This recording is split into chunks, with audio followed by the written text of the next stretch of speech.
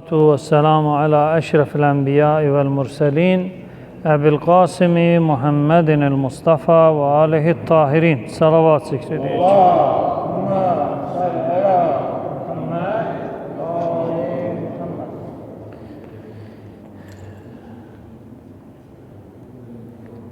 Əhl-i Beyt əleyhissalamın haqqında Peyğəmbərimizdən kifayət qədər hədislər var. Mən inşallah belə bir mövzu araşdıracağım Allahın izni ilə. Bəzi Peyğəmbərin kəlmələri var ki, onun adını qoyuruq hədis, onun adını qoyuruq rəvayət və üstündən keçirik. Peyğəmbər belə bir söz deyib. Amma əslində həmən o kəlamlara baxanda onlar o kəlamların mahiyyəti mücərrəd xəbər vermək, mücərrəd hər hansı bir işin baş verəcəyi, verməyəcəyini xəbər və inşa mövzusunda deyil. Deməli, həmən o hədislər qaydalardır, qayda. Və diqqət eləyin, bir var məsələn, Peyğəmbər birinə dua eləyir ki, ya Allah, filan kəsin malına, mülkünə bərəkət ver. Bu xəbər və inşadır. Amma bir də var ki, Peyğəmbər qayda qoyur, qayda. Yəni, o qayda o deməkdir ki, qiyamət gününə qədər işləməlidir. Çünki mövzunun da adını belə qoyacam, Qəvaid-i Nəbəviyyə, Peyğəmbərin gətirdiyi qaydalar. Quran qaydaları da var, Peyğəmbərin gətirdiyi qaydalar da var. Və həmən o qaydalar vacibdir ki, işləsin. Məsələn, elə bir yol hərəkəti qaydalarını inşa eləmişik, nə üçün? Sürücülər və piyadalar əmin-amanlıqda qalsın, tələfat olmasın, heç kimin haqqına girməsin. Məsələn, adam baxsın, işıqfora görsün, yaşıldır, keçsin, qırmızıdırsa keçməsin. Əgər yox, qırmızı işıqda keçib öz canına qəsd edirsə, günah onun özündədir. Və araşdırırıq, qayda var, adam qaydaya neynəmədi, əməl eləmədi və həyatı neynədi, zay oldu, getdi. Amma yox, qaydalara əməl olunursa, qaydalar insan cəmiyyətini neynəmək üçündür, qorumaq üçündür.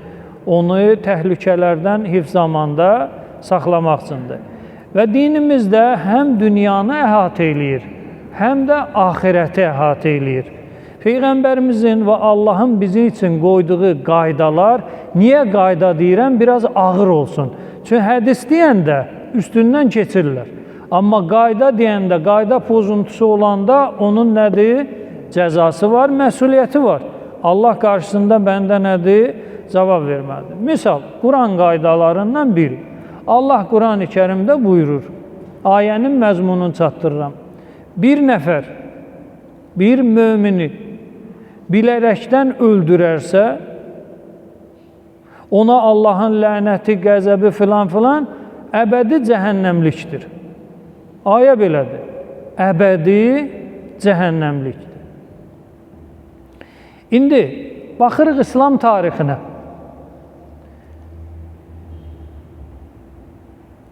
Deməli, Quran-ı Kərimin ayələrinə də baxanda görürsən ki, ayələr işğalçı mahiyyəti daşımır. Məsələn, bu ərəblər Azərbaycana hücum eləyib, o işğaldır, o fəthdir. O hamısı nədir? İşğal mahiyyəti daşıyır. Adın qoyurlar fəth. Fəth zat deyil. Əgər buradan ora hücum olsaydı, buradan onlara bir təhlükə yaransaydı, bəli, Quran deyir ki, uzinə lilləzinə zulimu. Haqları tapdalananlara icazə verilir. İcazə verilir nə deməkdir? Yəni, yox. İcazə verilmirdi. İndi nədir? İcazə verilir. Bax, diqqət eləyin, girirəm məscidə, deyirəm ki, bu gündən icazə verilir ki, bu istiqamətdə məsələn, filan ibadət icra olunsun. Bu nə deməkdir? Yəni icazə yox idi, icazə verilir, icazə verirəm, o deməkdir ki, qadağa var idi, mən nədir icazə verdim? Amma o şey ki, zaten mübahdır, halaldır, onun icazəyə ehtiyacı varmı? Bugündən icazə verirəm sizə, su içəsiz, nəfəs alasız, yorulanda oturub istirahət eləyəsiz, icazəyə ehtiyac var, qadağası vardı bəyəm, xeyr. Bu şeylər zaten nədir? İnsan üçün mübahdır, halaldır və bunları yerinə yetirə bilər. Amma mən gəlib deyəndə ki, bu gündən sizə icazə verilir, deməli, bu günə qədər bu neydi? İcazə verilmirdi. Bu Quran ayəsidir. İcazə verildi. Yəni, qadağa var idi sənin hücum eləmək və qılıncla kimisə müsəlman eləməyə ixtiyarın yoxdur sənin. Uydurma, qondarma hədislərdir, müəyyən o şahların cibini doldurmaq üçün fəth adı ilə milləti, hətta ad tutmuram, müəyyən şah İslam adı altında, Peyğəmbər adı altında gəlir, qeyri-müsəlman bir ölkəni işğal eləyir və indi qalıblar ki, cəmaatı necə qul kimi alıb satsınlar. İslam adı ilə gəliblər axı, Quran, Allahu Ekber. Qalıblar ki, cəmaatı necə qul kimi uşaqları və qızları, o kişi, qoca, onlar zaten ələ öldürürlər. Bu qız gəlini neynəyək? Bunlar necə əldə eləyək? Deməli, şahın nümayəndəsi belə bir fərman çıxardır ki, cizyə, ki, öldürmürük sizi, bu minnət eləyirik sizə. Siz hər ay və yaxud hər il elə məbləğ deyir ki, onu onlar bir il gecə-gündüz işləsələr də ödəyə bilməzlər. Ailələr məcbur olur uşaqların və qızların satmağa. Belə İslam olmur. Belə İslam nədir? Yoxdur. Peyğəmbər Yahudiyə belə hücum eləməyib. Peyğəmbər Yahudiyə hücum eləməyib. Nə vaxt hücum eləyib Yahudiyə? O zaman ki, Yahudi Peyğəmbərin sazişini pozub. O zaman ki, nədir? Yahudi Peyğəmbərin sülhün pozub. Məsələn, Xeybər qalasında olan Yahudilər kefin içində idilər. Rahat yaşayırdılar, ticarətlərini eləyirdilər, hər işlə məşğul idilər. O vaxta qədər ki, ortada olan saziş nə idi? Qüvvəsində idi. Amma bunlar Məkkə müşrikləri ilə birləşib, pərdə arxasından Peyğəmbərimizi məhv eləyib aradan aparmaq qərarına gələndə ittifaqı gəlirlər və Peyğəmbərlə olan sülh və rahat yaşayış sazişini pozurlar. O zaman İslam hərəkətə keçir, təhlükəni neynir? Aradan qaldırır. Amma onlar nə vaxta qədər ki, təhlükə yaratmırdılar, başlarını salıb aşağı bir vətəndaş kimi yaşayırlar, onlara heç kim güldən ağır bir söz deməyib. Əksinə, Məkkənin, Mədinənin ticarəti Yahudilərin əlində olub. Onlar düzəldir, onlar satır, onlar... Yəni, belə deyək də, kasıb təbəqə olmayıblar. Buna baxmayaraq, onlara heç kim bir təzyiq də göstərmirdi ki, sən Yahudisən, gələ biz səni öldürək. Xeyr, elə şey olmayıb. Quranda ayə var. Əhli kitabla rəftar qaydası. Əhli kitabla Quranda rəftar qaydası var. Nədir? Deməli, torpaqları, məsələn, Erməni və Çin, Yapon, ikisi də qeyri-müsəlmandır. Mən onlara qarşı rəftarım necə olmalıdır? Bir, torpaqlarımı, yaşadığım dədə-baba torpaqlara bunlar soxulub, işğal eləyib ya yox. Əgər işğal eləyibsə, mən onlara qarşı ədalətli rəftar eləməyə ixtiyarım yoxdur. Onlara qarşı ədalətsiz olmalıyam və onlara qarşı nədir? Yaxşılıq eləməyə ixtiyarım yoxdur. Quran ayəsidir. Bir yaxşılığı qadağa eləyir, bir də ədalətlə rəftarı. O, qeyri-müsəlmanlar ki, müsəlmanların torpaqlarını neyiniyib, zorla əllərindən alıblar. İndi Yapon və erməni hansı torpağımıza soxulub? Erməni. Deməli, bu qayda Yapona qarşı işləmir, bu qayda erməniyə qarşı nədir? İşləyir. Erməniyə qarşı hər cür mübarizəyə mən nə etməliyəm? Yəni, ədalətli, belə deyək də, mərd-mərdanə erməni ilə vuruşmaq olmaz. Quran icazə vermir. Hər yola əl atmalısan ki, onu nə edəsən? Zərərsizləşdirəsən, təhlükəsin aradan aparasan. Amma, məsələn, mən durum burada, Yaponiyada türklər var. Türklərin hüququnu müdafiə eləmək üçün hayküy qaldırım ki, misal üçün də deyirəm Yaponiyada. Ki, yox, biz o türkləri Yaponların əsarətindən azad eləyəcəyik, filan eləyəcəyik. Sənin nə şüa qalıb ki, sən torpağına soxulub, yox. Səndən bir dava-şavası var, yox. Sən qan çıxmayan yerdən niyə? Qan çıxardırsan ki. Aydın? Deməli, o qeyri-müsəlman ki, iki səbəb deyir Allah Quranda. Bir torpağınla, bir dininlə davası, müharibəsi yoxdursa, sən ona yaxşılıq eləyəcəksən və ona qarşı ədalətli olacaqsan. Allahın əmridir. Deməli, indi mənə icazə verilirmi ki, basa-basa gedim Yaponiyanı fəth eləməyə. Ki, qoy İslam yayılsın. Qardaş, sən torpağa soxulub, yox. Dininlə Yaponun bir problemi var, yox. Sən hara gedirsən? Bu qədər qoşunu yığıb hara gedir? Mən fəth eləməyə gedirəm. Sən kim icazə verir fəth eləməyə? Allah icazə vermir. Bu işğaldır. Fəthdir. Sən fəthi o zaman eləyə bilərsən ki, ortada təhlükə var.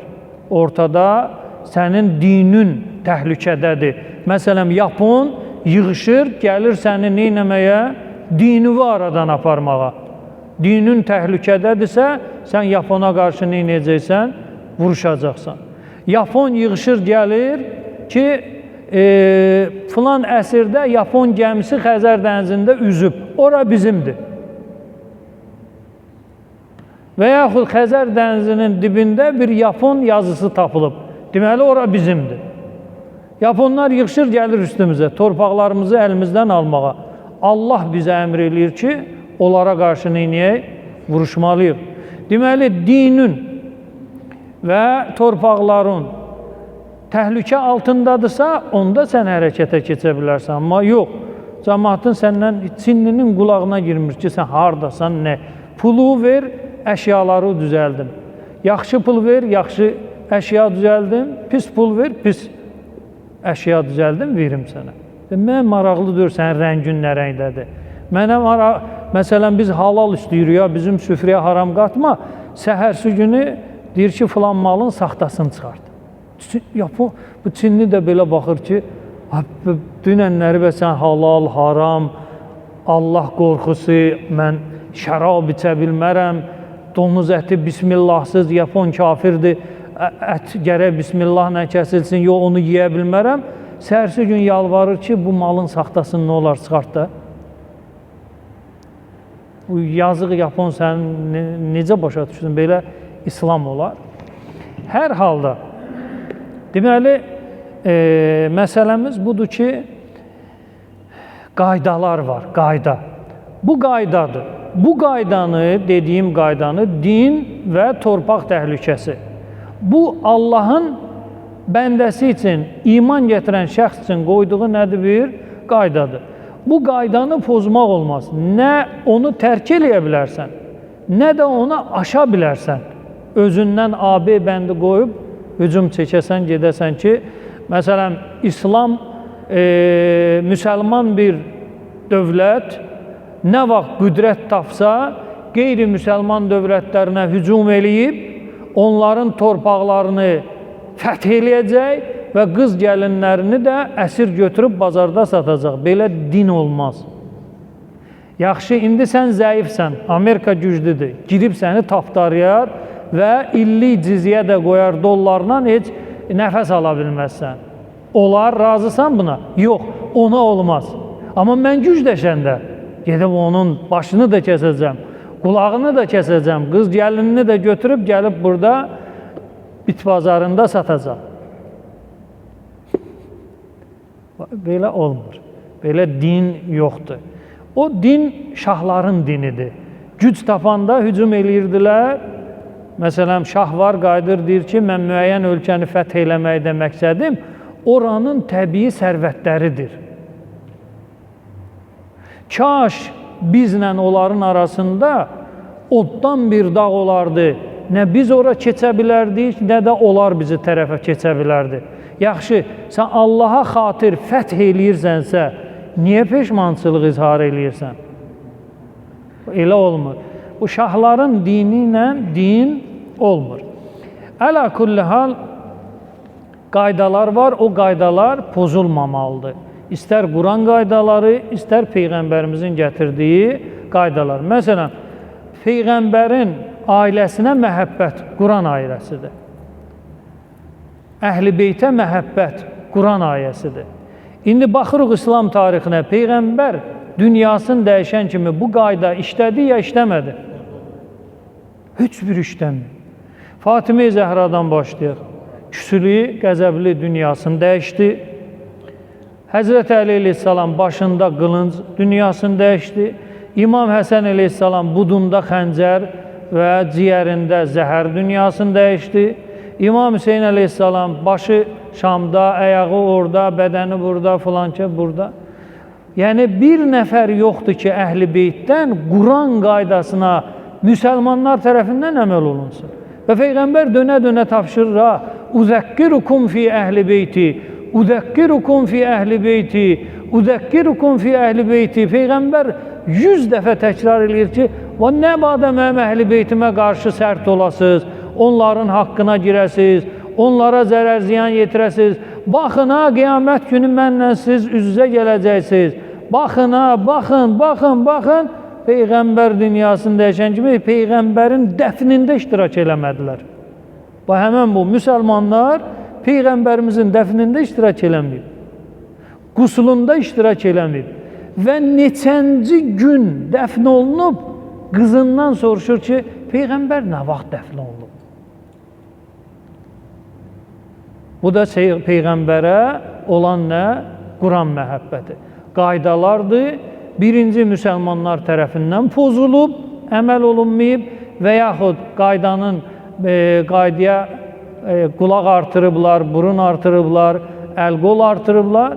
Ümumən, Allahın və Peyğəmbərin gətirdiyi qaydalara riayət olunmayıb. İmam Cəfər Sadiq əleyhissalamdan bu ağır yükün haqqında bir hədis deyim, onunla da mövzumuzu xətm eləyək. Salavat göndərək Peyğəmbərimizə.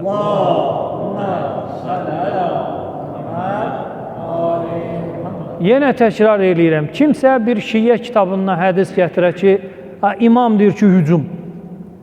Və yaxud sünni kitabından bir hədis gətirir ki, səhabə deyir, bas getsin, hücum. Bunlar hamısı qondarma, uydurmadır.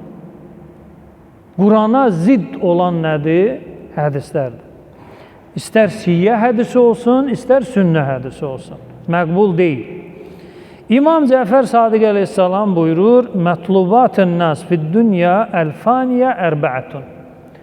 Bu fani dünyada insanların 4 tələb elədiyi şey var, iş var, mövzu var. 4 dənədir. Yəni, bütün bizim həyatımız bu fani dünyada 4 şeyin üstündə qurulur. Hamı bu 4 şeyin dalıcandır. Mətlubat, yəni hərisliklə tələb olunan bir mövzu. Bir, varlanma. İkinci, rahat yaşayış. Üçüncü, qayğının azlığı. Dördüncü, izzətli olmaq. Hər bir insan bu 4 şeyini inir, arzulayır ki, izzətli olsun, qayğısı az olsun, yəni səhər açılandan o uşağın dalıcan qaç, bu uşağın dalıcan qaç, o işin dalıcan qaç, bu işi həll elə, bələdiyyəyə get, asan xidmətə get, polisə get, ora get, bura get, bir də axşam ayrılırsan, sən bu yaşayışdan razısan ya yox? Yox. Sən istəyirsən nədir? Məşğuliyyətin nə olsun? Az olsun. Məşğuliyyətin az olsun, bir, izzətli, hörmətli olasan, iki, üçüncü, yaşayışın rahat olsun, üçüncü də varlı, hallı olasan, dördüncü. Bu şeyləri hamı arzulayır. Bəziləri halalını istəyir bu şeyin, bəziləri isə fərqi yoxdur, halal, haram, bu dörd şey məndə nədir? Olmalıdır. Yəni, hər bir insanın, qadın, kişi bu dörd şeyi arzulamasıdır. Halal yolla olanda xoş halva, haram yolla olanda nədir? Vay halva. İndi imam bu dörd şeyi ki, hər bir insan arzulayır və yaşayışın çarxı bu dörd şeyin üstündə hərəkət eləyir, onun yolunu izah eləyir. Ki, necə izzətli olasan, istəmirsən izzətli olasan, hörmətli, qiymətli, yolu budur. İstəmirsən məşğuliyyətin az olsun, çox əziyyət çəkməyəsən, yolu budur.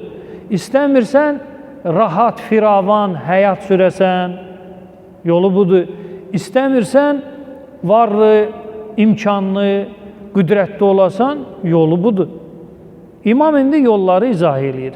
Necə izah eləyir? Buyurur ki, çox təəssüflər olsun ki, insanların 90%, 95% az bir kütlə və çox bir kütlə, belə danışaq. Çox bir kütlə bu dörd şeyi səhv yerdə axtarır. Az bir kütlə onu doğru yerində axtarır. İndi baxaq görə imam nədir? Fəəmməl ğina fəməvcudun fil qanaə. Deməli, sərvət, var dövlət, qüdrət, imam deyir, o qənaətdədir. Qənaət elə bir sərvətdir ki, tükənməz. Qənaət elə bir sərvətdir ki, insan həmişə onu yarada bilsə, çox rahat həyat sürəcək. Qənaət nədir? Olanla kifayətlənmək, azla kifayətlənmək. O demək deyil, çoxu əldə eləmək olar, eləmirsən. Yox, ticarətin varsa, belə gəmin olsun, təyyarın olsun, ən bahalı maşının olsun, ticarəti elə müxtəlif ölkələrlə və qazan. İslam demir sürün, İslam demir zırıq, şalvar, köynək və don giyin. İslamda belə bir şey yoxdur. Hələ ən yaxşısı Allahın bəndəsinin olmalıydı. Amma şərti şürutu ilə zəkatı ver, kasıb-küsubda, çünki insanlar eyni bazarğa malik deyil. Hamının başı eyni işləmir. Hamının düşüncəsi eyni tərzdə deyil. İnsanlar müxtəlif cür yaradılıb. Bəzi insanlar var ki, həyatını düzgün qura bilir. Bəzi insanlar var ki, həyatını düzgün qura bilmir. Fürsətlər yaranır, fürsətləri məsələn əldən verir. Biri mənim özüm Suriyada təhsil alanda Danimarkadan türklər gəldi və məktəbdə belə bir tələb iləri sürdülər ki, bizə bir din xadimi lazımdır. Həm ərəb dili bilsin, həm türk dili bilsin. Ev veririk, maşın veririk, aylıq maaşın veririk, kiçik bir ticarət də təşkil eləyərik ki, həmişə bizdən asılı qalmasın. Fəqət gəlsin, orada olan ərəbləri, türkləri yer-bir eləsin. Bu keyfiyyətdə, o boyda məktəbdə bir dənə məndədir. Ərəb dili də bilirəm və türkcə də konuşa bilərdim. Deməli, və əlavə bir-iki dildə bilirəm. Deməli, bu 4 dillə eləyə bilərdim ki, mən Danimarkada hər şeyimi, sənətimi, sübutumu düzəldirlər. Dedim, yox, mən gedəcəm kəndimizdə mədrəsə düzəldəcəm. Və nə öyrənmişəm o mədrəsədə, kim Allaha xatir öyrənmək istəyirsə, gəlsin. İndi nə mədrəsə düzəldə bilmişəm, nə də bir şey. Aydın? Fürsətimi əldən vermişəm. Amma Allah mənim qarşıma, əyağıma gətirdi ki, sən, məsələn, mən orada şəraitim olsaydı, nəsil, kök, hamını mən kömək də eləyərdim, bir narahatçılıqların aradan da qaldırardım. Özüm öz fürsətimi əldən verdim, getdi. Və mənim kimi nə qədər adam. Hamıya Allah fürsət verir. Məsələn, kimi danışdır, deyəcək ki, hə, mənim yaxşı vaxtlarım olub. Qardaş, yaxşı vaxtında sən bəs o dar günü niyə bişirləşməmsən ki, sən zəifləyəcəksən, sən xəstələnəcəksən, səni işdən atacaqlar bayra, səni belə deyək də, heç kim belə işə götürməyəcək, sən həmişə elə belə şanlı, şöhrətli qalmayacaqsan ki, o qədər tanıdığımız adamlar var ki, qapısında otura dururdular, onunla görüşməyə arzulayırdılar. Adam bankrot olan kimi zəng vurub soruşmurlar ki, qardaş, nətərsən, neynirsən, axşama nəsə yeməyin varmı ya yox. Amma o oturduğu restoranda, paxlavada gedib orada dayanırdılar ki, hacı filan kəs gələcək və gələn kimi də bir 10-20 nəfərin hesabını verir. Amma adam indi alınmayıb da ticarəti. Heç zəng vuran yoxdur ki, qardaş, sən maşının benzinin tapırsan ya yox. Bax, belə. Bizim bu dünya, fani dünya belədir. Xülasə, birinci, varlıq hardadır? Qənaətin içindədir. Orada axtarsın, Allahın dediyi varlı insan sənsən. O demək deyir, ha, sən sürünəsən. Yox, sən hələ təbii vəsilələri axtarıb öz həyatı üçün səliqə səhmana salmalısan. Fəmən talabəhu fi kəsrətil mal ləm yecidhu. Əgər bir nəfər onu var-dövlətin çoxluğunda axtara qənaəti, imam deyir ki, o səhv yerdə axtarır onu. Baxın, hansı milyaneri indi bir dəqiqə axtar, o deməyəcək mənim hər şeyim qaydasındadır. Bir milyoner tapaq, böyük bir iş adamı tapaq. Deyəcək ki, mənim böyük pulum var, böyük borcum da var. Məsələn, mənim yanıma bir xanım gəlir, atası Bakının yarısının Navastroykasını tikəndi.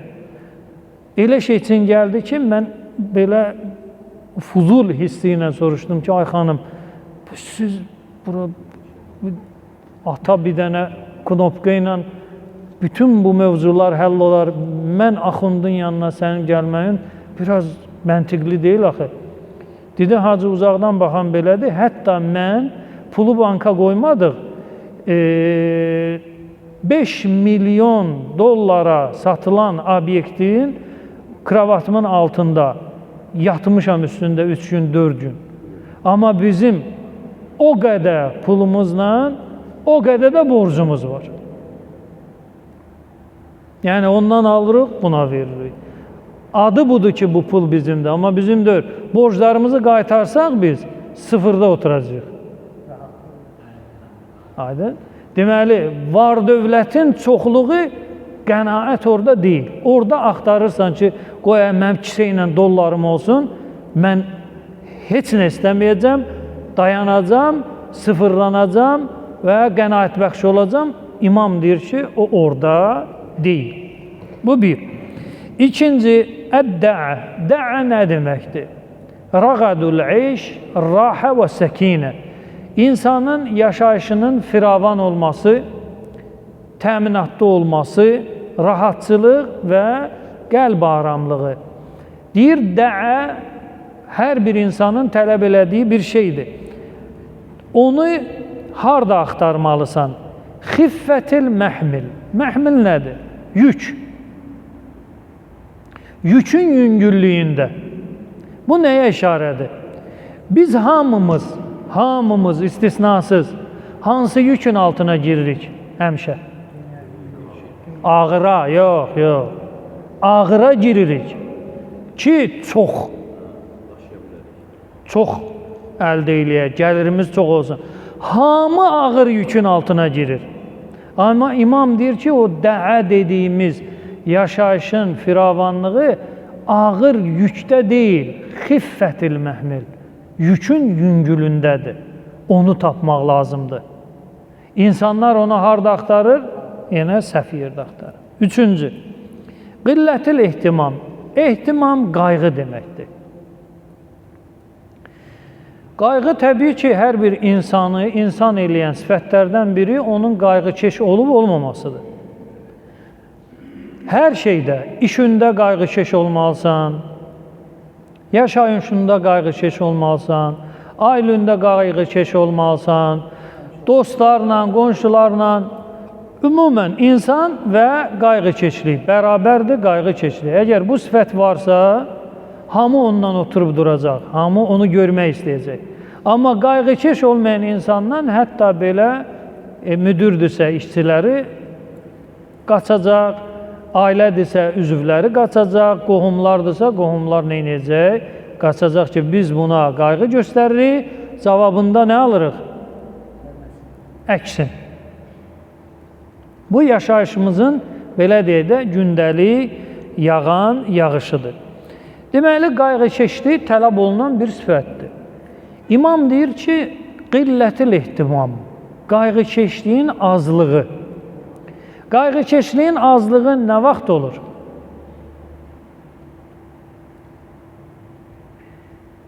Qilləti şuğul, məşğuliyyətin azlığında.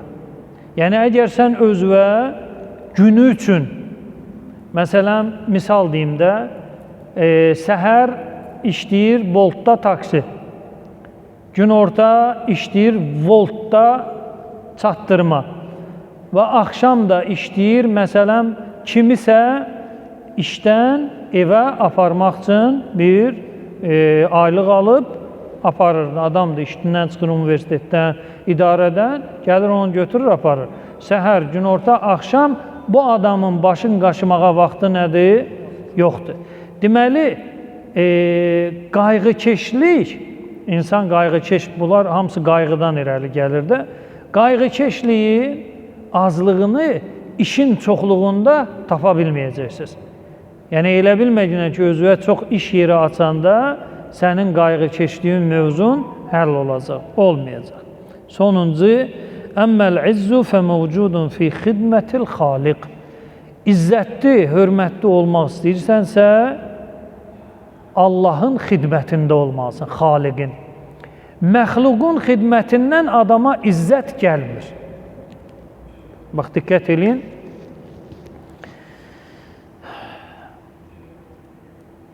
Kim olur olsun? İki insan. Biri digərinə neynir? Xidmət göstərir.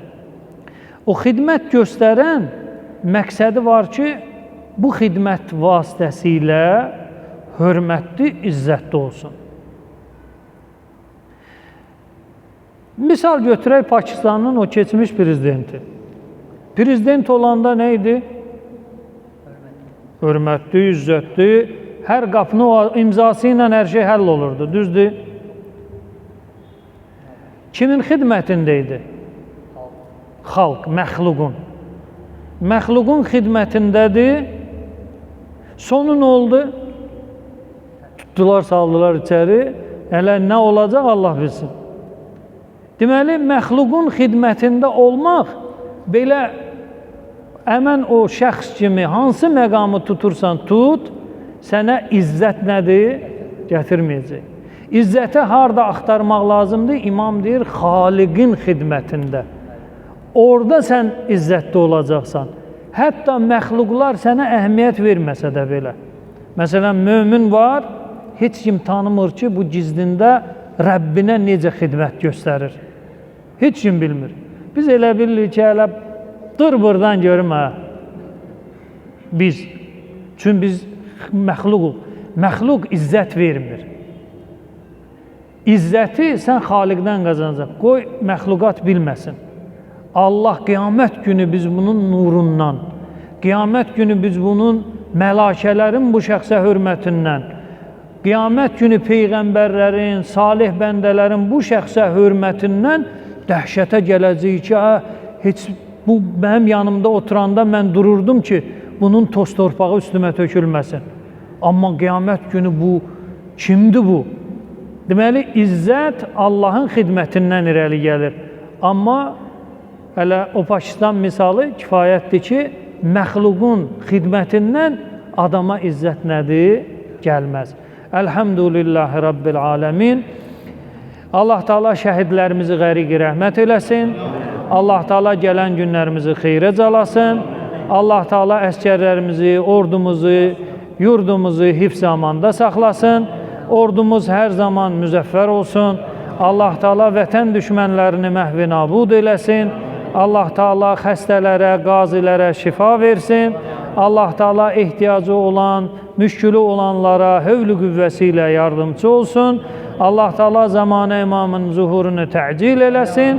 Duaların qəbul müstəcab olması üçün əziz Peyğəmbərimizə salavat hədiyyə edin.